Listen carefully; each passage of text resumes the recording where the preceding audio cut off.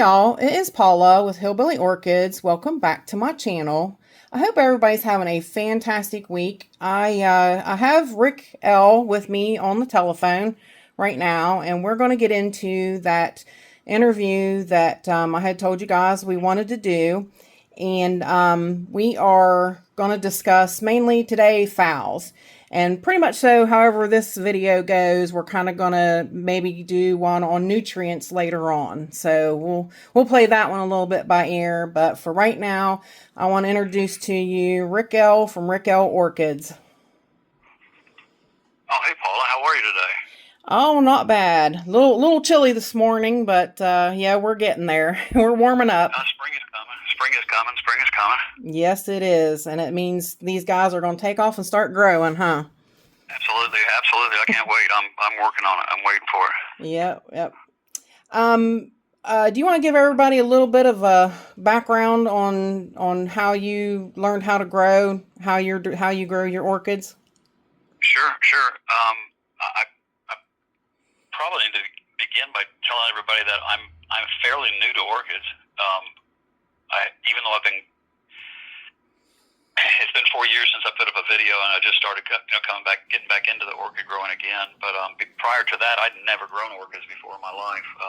Had seen them at people's houses, and I think the first couple of orchids I ever saw, I actually probably thought they were artificial plants until I realized they were actually live. I'd walk in somebody's entry hole and see a beautiful Phalaenopsis sitting there and think, wow, that's a beautiful plastic plant, but I never really understood it, so didn't know that much about them.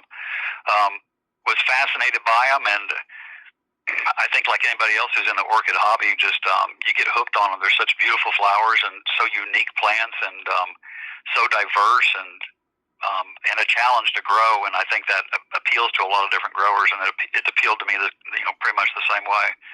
And I started getting just a couple of phals at the very beginning, and that's kind of how I got into it. Yeah, those phals get you in the beginning, don't they? Because they're just such an incredible part of the orchid, genus. They're such an incredible orchid. They're probably one of the, I guess, most misunderstood orchids. They're so popular. They're mass produced by the millions, literally shipped over from other countries, and they never fail to. They always bloom. They're always blooming. Not just in a particular season, but the Phalaenopsis that I've had bloomed. Some of them bloomed year round. So it's always a great to have in your collection of Phalaenopsis, just because of nothing else. You always have something that's going to be in bloom for sure. Oh, yeah. Well, that's going to be mainly the focus of our talk today. Everybody's wanting to know more about phals. Wonderful. I had like a question. Phal spikes, maintaining them and getting them to bloom better. Okay. That's a great question. Phalaenopsis, and again, this is my take on it, but I do back up some of it with research. A lot of what I try to tell other people, it has research behind it, and I think that's more important than just getting somebody's opinion or getting something that's out of one of those orchid books. A lot of the orchid books don't actually give that accurate information, especially for beginning growers. It doesn't really seem to help them much. Anyway, Phalaenopsis, they don't have any kind of bulbs or canes or any type of storage, so one of the first things I think people need to know about Phalaenopsis is they have to have a continual feed all the time, little amounts all the time. That's probably one of the first things key to keeping a spike on a Phalaenopsis. Second to remember on Phalaenopsis is the research shows, and I'm going to, I guess, recommend that everybody go look up Professor Wang, W-A-N-G. He was head of the botanical department at Texas A&M University, and most of his research has to do with to help commercial growers in growing orchids and stuff like that. But what he has found out through experimentation and research is that nitrogen, potassium play probably the biggest key role in Phalaenopsis hanging on to their spikes as far as keeping their spikes. I tell people in my videos not to cut the flower spikes off unless they absolutely reabsorb it and it turns brown and withers. At that point, you can cut the flower spike off. But if the flower spike is green, don't cut it off. I see a lot of people will count 2 or 3 nodes up from the bottom and then trim them off. I've never found any research that showed that to be proper. And just from past experience, if you can keep the Phalaenopsis through proper nutrition, which is nitrogen, potassium, they'll hang on to their flower spikes. They'll hang on to them for the entire season, growing season, even while they're growing leaves and new roots and stuff. And then when reproduction season comes up, which depends on what part of the planet you're on, but when they start to reproduce again, start putting those spikes back out, they'll rebranch off from old spikes or rebud out from old spikes, and they'll also put out new spikes on top of that. So, if you had 3 spikes from one season, and you can get the plant to hang on to those 3 spikes, and they grow another 3 or 4 spikes the following season, you can get 7 spikes all at the same time, and it just keeps building up and keeps building up. And I have to go back to one of the things that really got me thinking about that was photographs I used to see of doing research. Photographs of Phalaenopsis in the wild.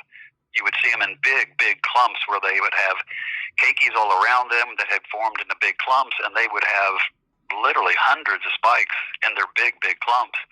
And you could tell from looking at the photographs that some of these spikes were seasons and seasons and seasons old. They had been around for quite a few seasons. So I knew that they were hanging on to them, but just, how they do it in the wild and then how we do it in our own grow rooms and in our basements under grow lights and our greenhouses, et cetera, and on our patios or whatever is much more difficult. So I started doing research, and Professor Wong shows that through his research that nitrogen and potassium play really, really key roles in them hanging on to their flower spikes. Yeah, those clumps of those in the wild is just amazing, aren't they? They're just Absolutely. And that's important for people to do that type of, to look at how they are in the wild. I think how we keep orchids in our grow rooms and in our greenhouses and stuff like that isn't exactly mimicking how they grow in the wild. And I think we get a much better response if we kind of mimic what they do in the wild. I think it works out much better. I think the best I had was 21 spikes on a Phalaenopsis at one time. That's amazing. That's amazing. Yeah, I was, and I would love to be able to try and beat that. Yeah. Now, the best source of potassium was that you found, was that like using sea kelp? Kelp and seaweed is a great source of potassium. Usually they're 0.001 or 0.05. I've seen them 0.02, depends on the product that you're using. Kelp and seaweed is great for the potassium, but it's important to have a higher potassium in your NPK numbers on your fertilizer. The 3 numbers in your fertilizer, which are nitrogen, phosphorus, and potassium, the K being the potassium. You want a potassium and a nitrogen number that are very close to 1-to-1 ratio. If you have 10 nitrogen, you want to have 10 or even a couple of points higher, 12 or even a 14 is for the potassium. I think that seems to work better. And that doesn't just go for Phalaenopsis, but it goes for most orchids, I think, that way. Yeah, yeah.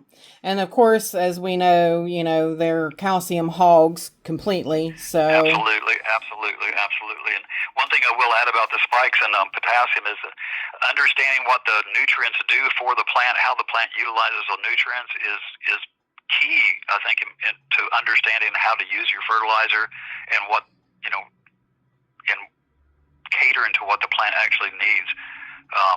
Potassium is used for photosynthesis, but it's also used for one of its main purposes in a plant, not just Phalaenopsis, but any plants, even your tomatoes and peppers outside, is moving water through the plant. It's for transporting water from one end of the plant to the other. And if you have a Phalaenopsis, for example, and it has a 2-foot flower spike sticking up, it has to pump that water all the way to the very tip of that flower spike all day long, 24 hours a day, 365 days a year, or whatever. But it has to pump it up there and keep that spike hydrated. It has to keep the flowers, buds hydrated. It has to keep the flowers when they open hydrated. And so it has to pump that water up there all the time. They transfer potassium from one cell to the next, to the next, to the next, and it helps pull the water along up the stem, up the stem, up the stem all the way. And so in order for them to do that, they have to have a lot of potassium in their food.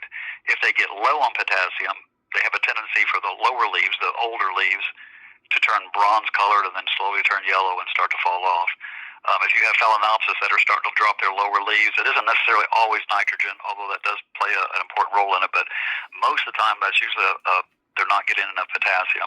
And typically when they start dropping lower leaves is usually when they start reproductive cycle, is when they start to get into their bloom and start to put spikes out and start to open up buds. That's when their reproductive cycle starts. And at that point, they have a higher need for potassium. And if they're not getting enough of it in their feed, or if they don't have sufficient potassium stored up in old spikes, because that's about the only method of Phalaenopsis has to store anything is in their leaves or in their spikes. They'll start to borrow that nutrient, because potassium, like nitrogen and phosphorus, are mobile nutrients. They can transport that nutrient from one leaf to another leaf, up or to a flower stem, and as they pull it out of that lower leaf, that leaf will start to what they call senesce or die off, and it'll turn yellow and start to fade away. And so important to keep that potassium up. And once they start yellowing, they're not coming back. They won't green back up. They've kind of wrote that leaf off. Very tough, very tough. I haven't had a whole lot of success with that. I don't know if it's just something that's automatically triggered in the plant. Once it starts to senesce a leaf or starts to lose a leaf, they pretty much give up on it. It's just, I guess I'm not sure if the plant just writes it off as gone. It's just sacrificed. But I've never had too many leaves. Typically when I have a problem with a lower leaf, it's in phals that I've just received. They don't have very good roots. You know how it is when you get new phals in or new orchids, and they don't always have the best roots. But once they've gotten yellow leaf on them, I've never really had much luck trying to turn those back around. So the idea is to, once you get them going really, really well, is to kind of maintain them in that zone. Right. Okay. Yeah. All right. Well, yeah, that does, and that covered that, because I wanted to know about, like, stopping them, usually. Don't cut those flower spikes off unless they die back. That's the best advice I can give people and then maintain them with proper nutrition and stuff. Yeah. So definitely keep the potassium up and whatnot in order to keep them from dying back. And I don't even, like, when they're yellow, I personally don't even cut them back when they're yellow. I wait until they're really brown. And exactly. I agree 100% with you. You're 100% right. Because if the plant's wanting to use it, I just allow it to use it. If it's already heading that way, like you said, it's not going to stop. It's not going to come back.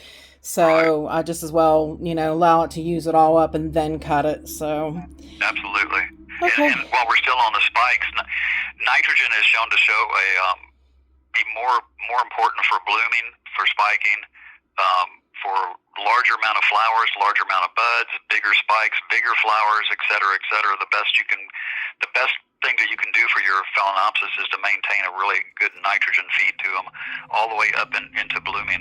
That's super, super important. A lot of people think that bloom fertilizers are what make an orchid bloom, and most orchids, and we're talking about Phalaenopsis here today, but Phalaenopsis don't use a whole lot of phosphorus, and phosphorus plays no role whatsoever in blooming. So giving them bloom fertilizers can actually harm them, because they don't have a resistance to buildup of phosphorus.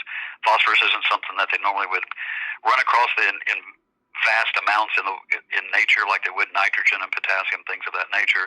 And so whenever they don't have a self-regulation about absorption of phosphorus, so when they get exposed to a lot of phosphorus in some of our fertilizers, they can absorb toxic amounts of phosphorus, and it can block off things like calcium, which is, as you know, is super, super important for root growth and just maintaining the health of the plant. But it can block other nutrients if they pull up too much of that. So don't use bloom fertilizers on them. It's not going to do anything. Get that nitrogen going to them real good, and as long as they're 6 months before getting a lot of nitrogen and a lot of potassium and stuff like that, you ought to have some incredible blooming when it comes time to bloom. And blooming is in the Phalaenopsis is temperature related more than it is for light.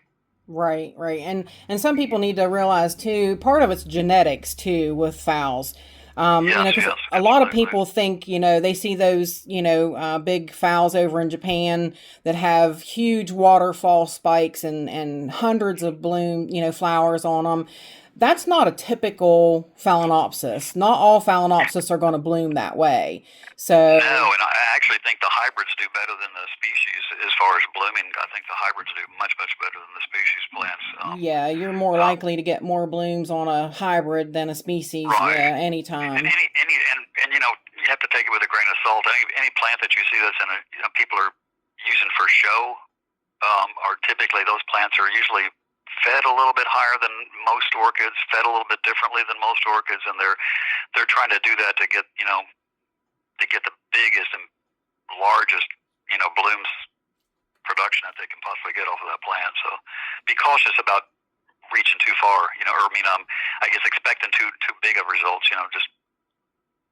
Right, yeah, because I mean that's just it. Not all fowls are going to do that. So if you're trying to reach too far too fast, it could wind up really affecting your plant too. So absolutely.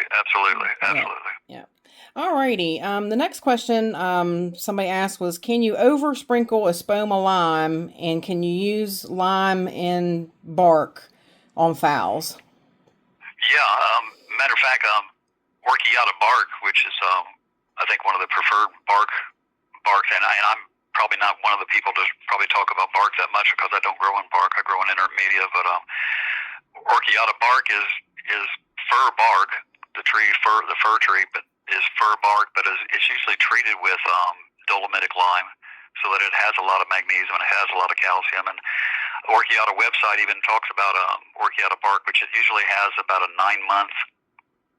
It has about 9 months worth of calcium and magnesium in it, and then after that, that's pretty much used up, and at that point, or washed out of the mix, depending on how often you're watering and everything. And at that point, it starts its decay usually. But a year and a half to 2 years into it, and you're completely out of it. But no, there's no problem. I use it in my lava rock. I use it in the stone, the pea gravel, river rock, the stone that I grow in. Even if you have an orchid that's not in any kind of media and it's just growing bare root, there's nothing wrong with sprinkling some of that dolomitic lime on them. It provides a lot of calcium. It provides a lot of magnesium. It takes a little while for it to break down, so when you put it on there, you're not going to expect results in that plant in the next week or 2 weeks. It'll take a little while, and it builds up in there a little bit. It gets washed out as you flush the pots, and gets washed out as you're watering the plants, or if they're out in the rain, it's going to get washed out. So continually applying it, There's going to be some residual leftover here and there, and the plants are going to start to utilize that as it starts to break down. Orchids don't typically use that much microbial action in their root zone because of how they grow, unless you're something like the slipper orchids, which are a little bit more terrestrial type orchids. They use mycorrhizae and microorganisms and stuff to break things down, but most orchids don't usually use that, and so you have to keep repeatedly applying it. Yeah, and I usually what I did was I'll sprinkle it in a pot, and then I'll sprinkle it in right after I've flushed. So that way, Excellent. Yeah, that way. That's a great way. Yeah. That way I know I've rinsed a lot of it out, so I usually try to put it back. So bark or moss, any of those work really, really well with using that. And it helps to keep the pH a little bit. As bark breaks down and as moss breaks down and stuff starts to break down, the pH starts to drop. And once pH gets to certain levels, certain nutrients aren't absorbed. It's important to understand nutrient absorption at different pHs, and which nutrients are absorbed at different pH levels. And once it gets below certain levels, you can start to cancel out the absorption of stuff. And so what that dolomitic lime does is it kind of keeps the pH in a little bit more neutral zone, which is around 7. Most orchids feed a little bit lower than that, but when you're adding nutrients to it, it usually the feed usually drops down to a lower pH level where they normally absorb things anyway. So it kind of works the best, both ways. Yeah, awesome. All right. Well, the last question we're going to touch on, and it is about slow release fertilizer, but we can add a little bit more into that later if we, decide to do a segment on talking about nutrients. But what's your take on slow release fertilizer? I don't use slow release fertilizers, and I'm not bad mouthing slow release fertilizers. I'm not against them at all. If I lived someplace in like South Florida, where I had a little more consistent warm weather, there's nothing wrong with putting something like that. I would probably start to use something like that in my orchids just because it would help fill in those times when I'm not feeding as often, or when, if I missed a feeding or something like that. If you live in a colder climate, and you also, depending on the type of media that you use, I'm not a big fan of them because because and there's different types of slow release fertilizers, and most of them are activated by temperature.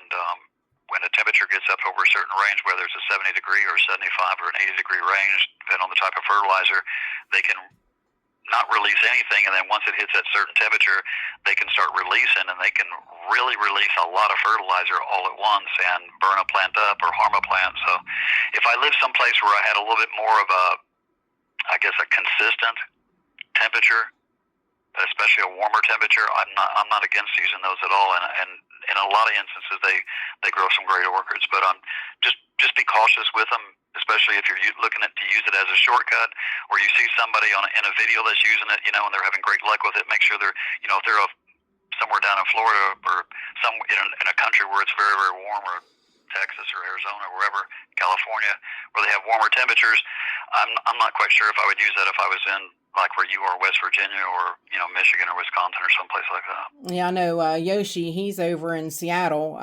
Orchids by the Lake, and he used it one time, and it absolutely it ate his plants up. It absolutely just demolished the roots, and that's like it really should be called like temperature release fertilizer, because it really does base on temperatures more than slow release. It's not like just if you add water to it, it's going to release. It's got to be that certain temperature, or it's not going to release. And I think most of the manufacturers that sell that, typically you're going to use that when it's warmer weather, when it's growing season. Yeah. If it's middle of winter, you're not going to be putting it on your plants and stuff. So if you're putting it on your plants when it's growing season, which is typically warmer weather and everything, it reacts halfway decent. But again, and I have to go back to,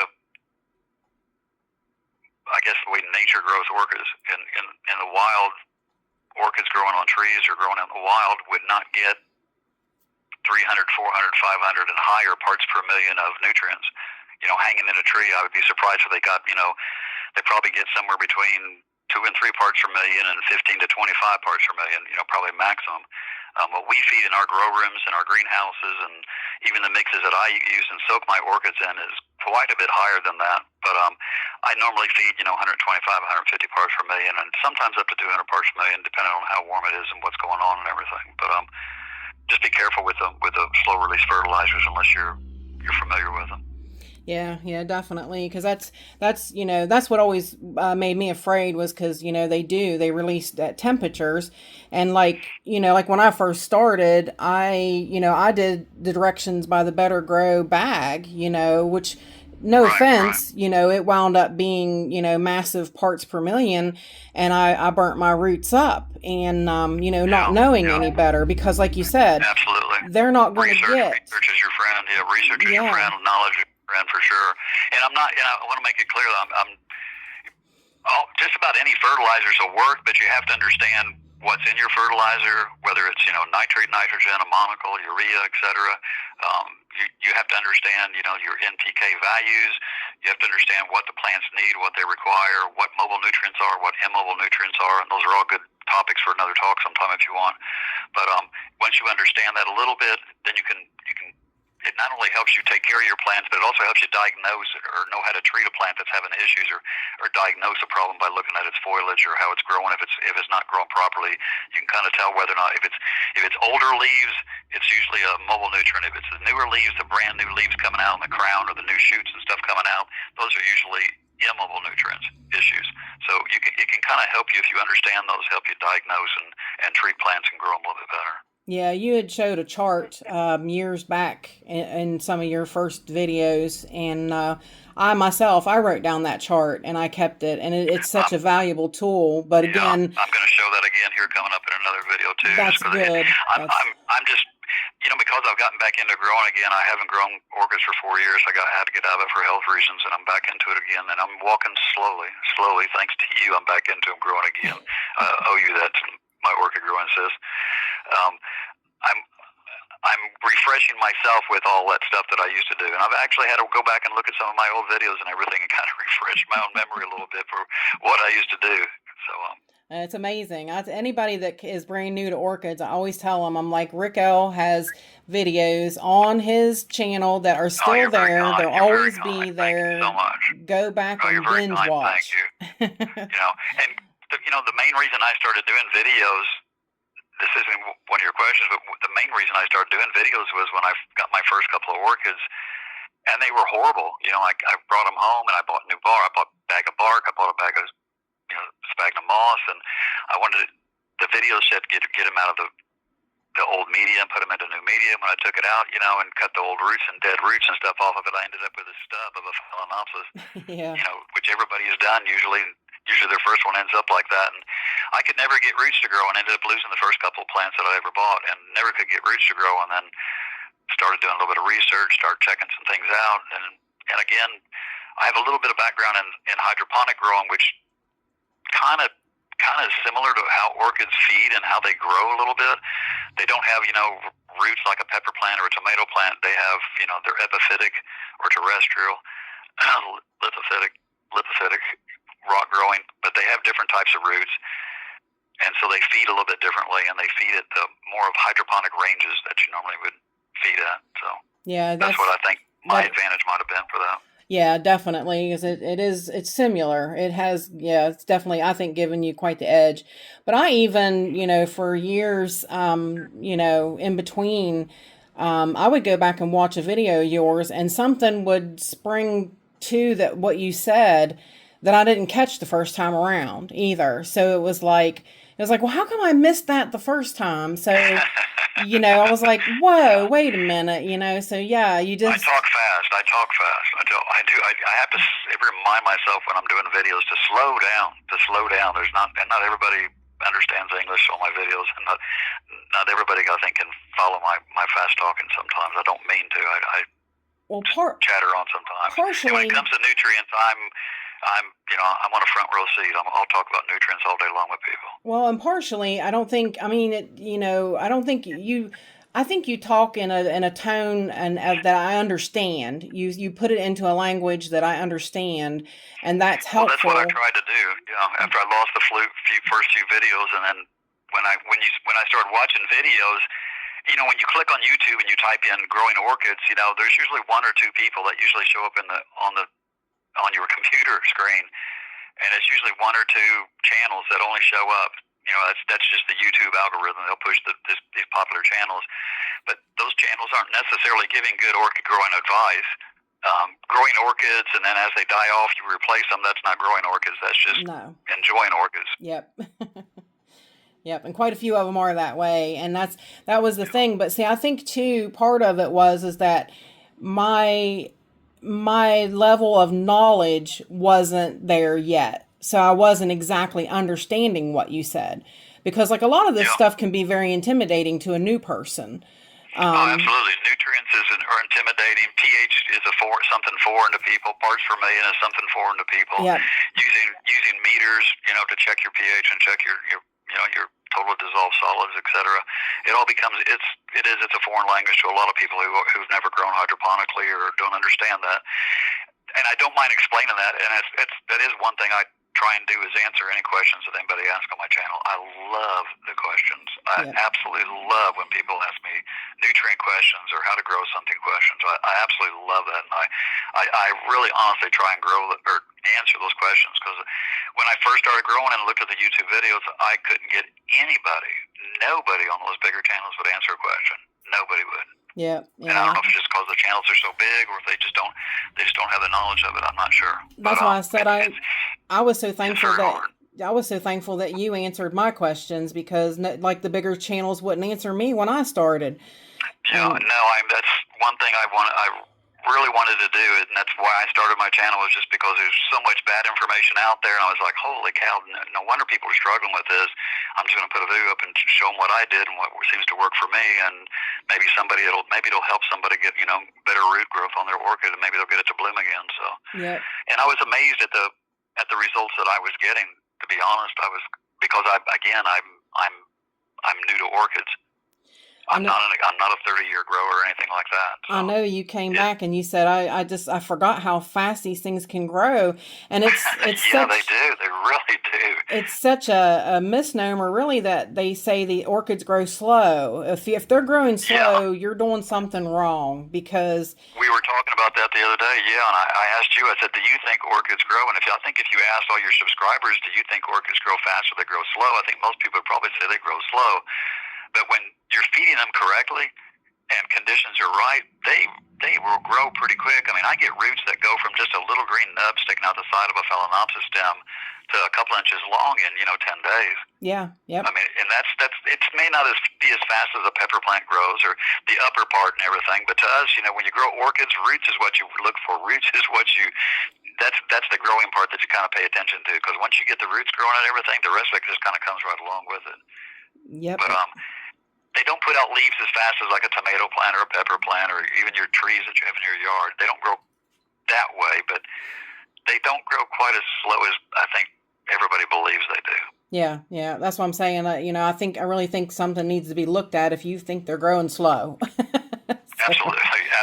You're doing something wrong, or they're waiting for something to happen. Yeah. Yep. Well, I think that pretty well covers everything, our questions that we had for this time, Rick. Is there anything you want to add before we go? I was going to mention that the coconut chunks that you use a lot, I noticed that you use a lot of coconut chunks. Coconut chunks usually have quite a bit of potassium in them. And I don't think that's a bad idea for if you're growing in bark or moss to add something like to your mix. It does contain a little bit of extra potassium, and potassium, again, like I said, is very helpful. Going to really make a big difference. Yeah, I see a definite difference with my phals having a higher coconut husk chunk content. Yep. Right.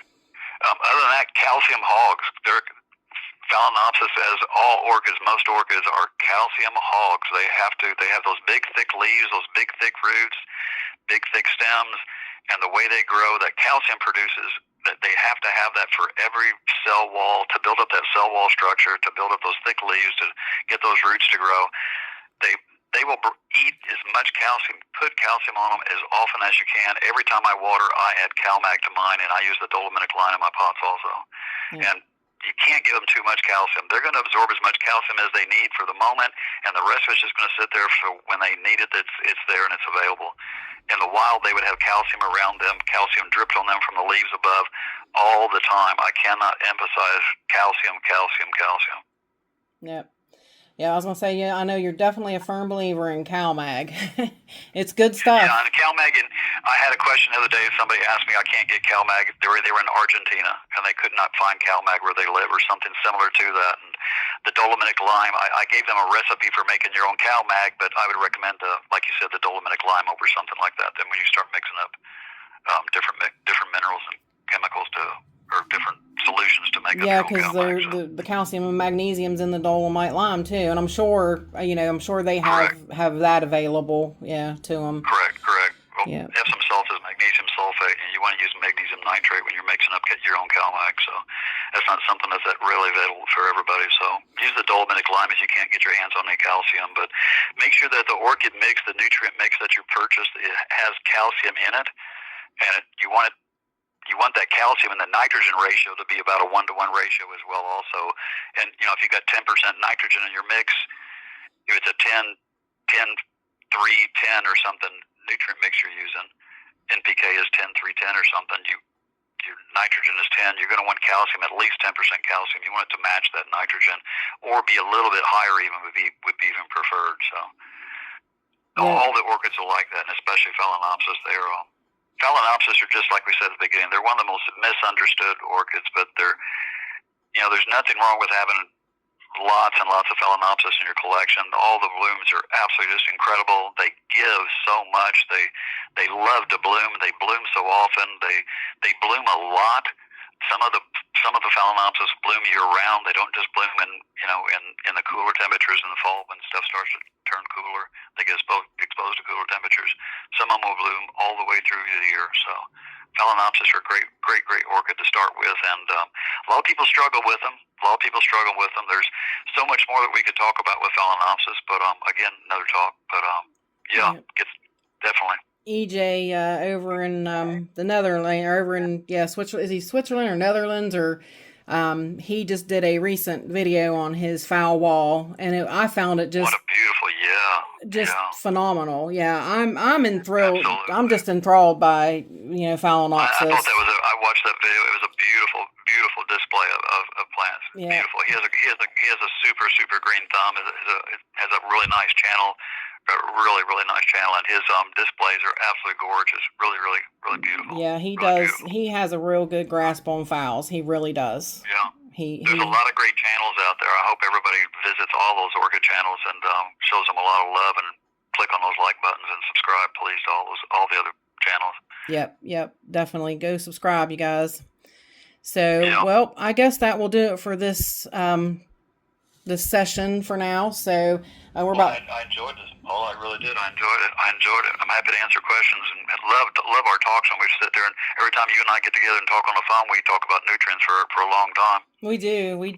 I mean, that's a couple-hour talk, isn't it? It really is. Yeah, and it ends up being a long talk. Yeah. And we always tell each other this would have made a great talk for everybody. I wish if I could have a dream would be to, I wish would be to sit at a big round table or get all of our subscribers together in a big room where we could all sit and talk about orchid growing.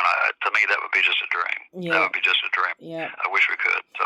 Well, we will definitely see if we can't do a nutrient talk here again next time, but because I know everybody's definitely interested in the nutrients, so. Would love to. Tell people to send questions to you. Tell people to send your questions in, and we'll be happy to talk about things. Be happy to. All right, sounds good. You want to hang on while I go? Absolutely. Alrighty, y'all. That will do it for this interview of Rick L Orchids. And with that said, I appreciate each and every one of you beautiful, wonderful people stopping by and hanging out with me. And bye for now, y'all. Till we meet again.